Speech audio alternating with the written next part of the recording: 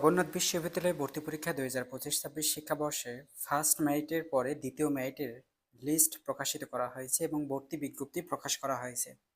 বিজ্ঞপ্তিতে বলা হয়েছে যে এ বি সি এই 5টি ইউনিটের দ্বিতীয় পর্যায়ে প্রাপ্ত আগামী 26/2/2026 তারিখ থেকে আগামী 2/3/2026 তারিখ পর্যন্ত বিশ্ববিদ্যালয়ের ওয়েবসাইট থেকে ভর্তি ফর্ম পূরণ করতে হবে এবং যারা সাবজেক্ট পেয়েছে দ্বিতীয় মেরিটে তাদের ভর্তি কার্যক্রম সম্পন্ন করতে হবে আগামী 26 তারিখ থেকে 3 মার্চের মধ্যে সকাল 8টা থেকে 4টার মধ্যে অফিস খোলা থাকবে। এই সময় কিন্তু তোমাদের ভর্তি কার্যক্রম সম্পন্ন করতে হবে।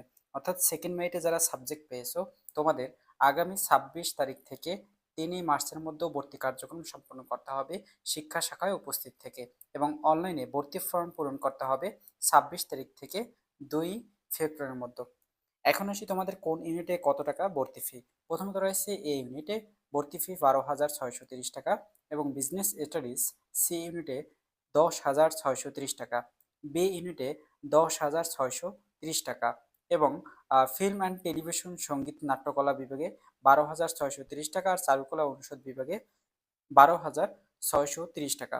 এবং তোমাদের 26 তারিখ থেকে 3 তারিখের মধ্যে যে শিক্ষা শাখায় যে ডকুমেন্টসগুলো নিয়ে যেতে হবে, এসএসসি ও এইচএসসি যে মার্কশিট রয়েছে যেটি মূল কপিটি নিয়ে যেতে হবে এবং ভর্তি পরীক্ষা দিয়েছেও এই প্রবেশপত্রটি নিয়ে যেতে হবে এবং অনলাইনে প্রিন্টকৃত যে ভর্তি ফর্ম পূরণ করেছো 26 তারিখ থেকে 2 তারিখের মধ্যে যে ভর্তি ফর্ম ওটি প্রিন্ট করে নিয়ে যেতে হবে এবং সদ্য তোলা পাসপোর্ট সাইজের রঙিন ছবি 2 কপি নিয়ে যেতে হবে।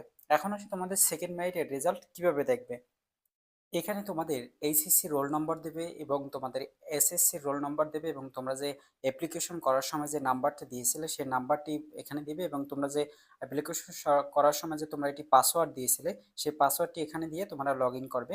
লগ ইন করার পর তোমার যদি সেকেন্ড মেরিটের সাবজেক্ট আসে তা শো করবে, সামনেই তোমাকে শো করবে। তোমার এই প্রসেসগুলো এই ডকুমেন্টসগুলো তুমি যদি দিয়ে তুমি লগ ইন করো তাহলে তোমার কিন্তু সকল সাবজেক্টে তুমি যদি পেয়ে থাকো সেটি কিন্তু তুমি অবশ্যই দেখতে পারবে।